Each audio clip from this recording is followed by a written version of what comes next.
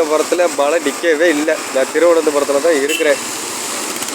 Load ஏற்றுறதுக்கு வந்து மழை நேற்று ஆரம்பித்த மழை நிற்கவே இல்லை.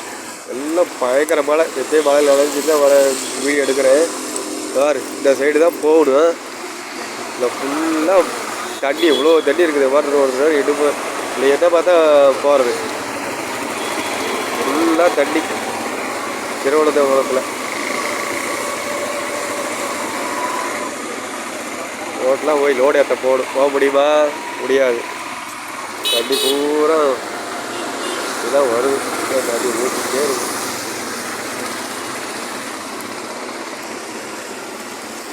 நம்ம வண்டி அங்கே நிற்கிது.